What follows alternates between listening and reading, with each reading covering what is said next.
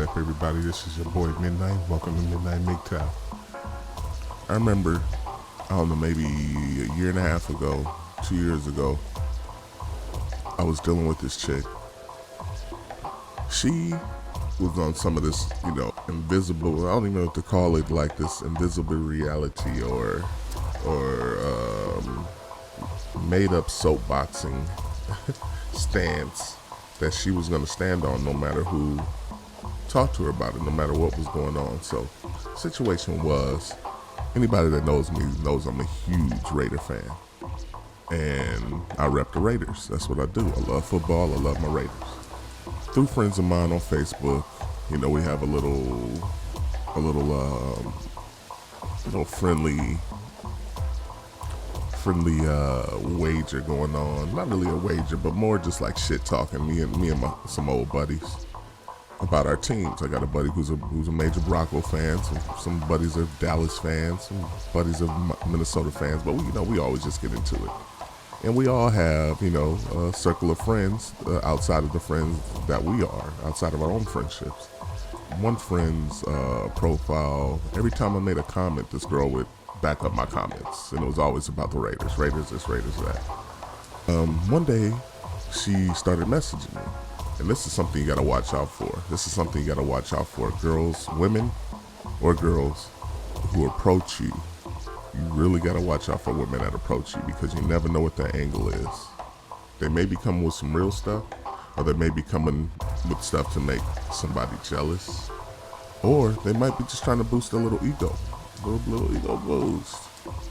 She approaches me through instant messenger. I was planning on taking a cruise to the Bahamas this summer, and every time I talked about that, she started chiming into it, because that's what it was. She had me as a friend on Facebook.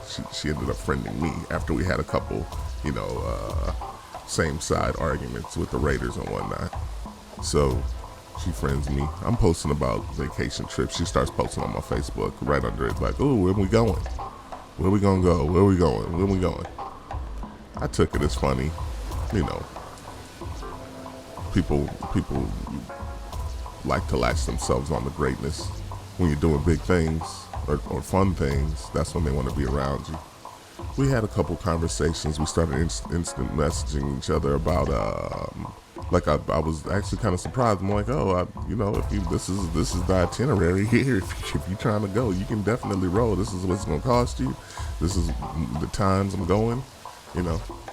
I remember her replying back with the, "Wow, it took you this long to ask me out or to show some interest." And I sat back and I kind of laughed. Like, this isn't interest showing. This is just me sending messages. But I'll play a little game. You never know where a game can take you.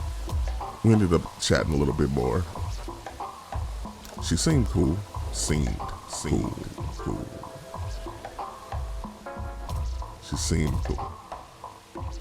So, Valentine's Day is rolling around, and she wants to play this cutesy little games. Hit me with the emo feelings, like, "Oh, I don't have anybody this year, and I'm not in a relationship, and blah blah blah." And I'm like, okay, I see what your angle is, and that's cool. I see what your angle is. Maybe I can get a little bit of something out of it too. So, one thing I didn't say about this girl, she lived out of state.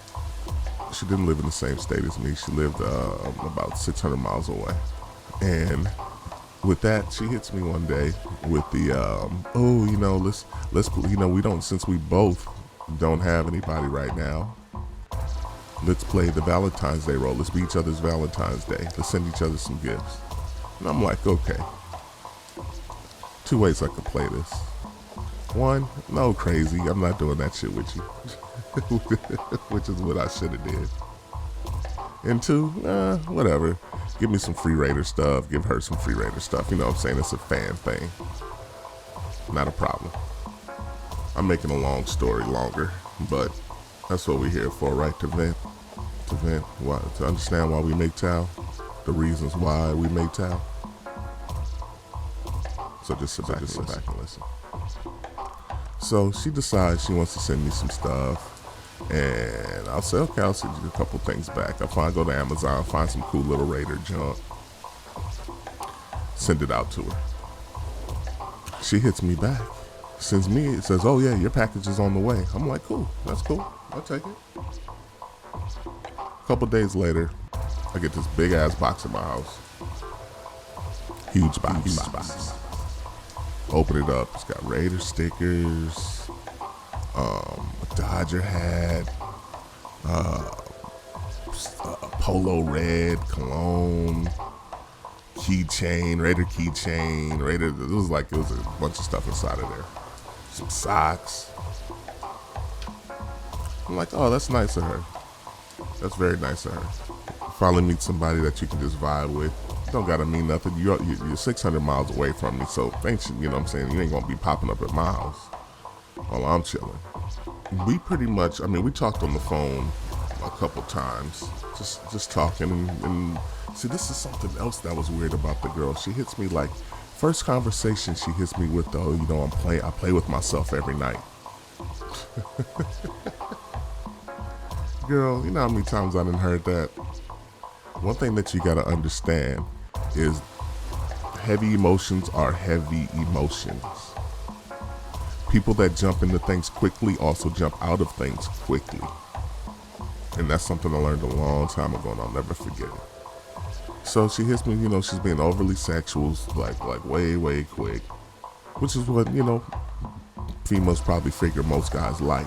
But I'm not a normal guy. I'm not the normal guy. I've been through enough to know that there's more to it than just what you're putting out or putting in front of me. And the young, inexperienced man would fall for that shit. Would fall for the okie doke. But I ain't got no time for that.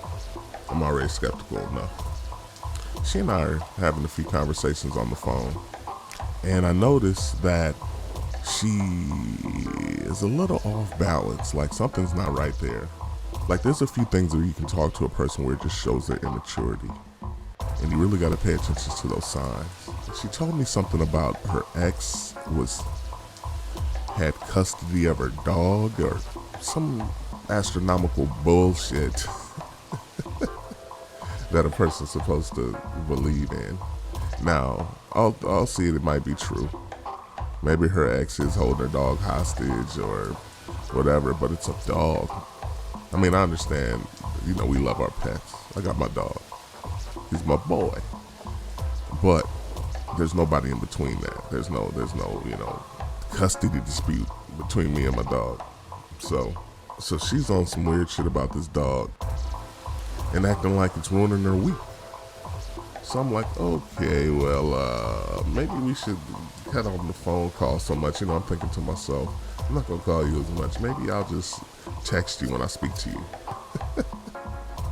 And that was good enough. So we moved on to texting. With these texts, things got sadder. So it was funny. I sent her a text because her package got to me first. She sent that package out quick. That's what I could say. She sent it out quick.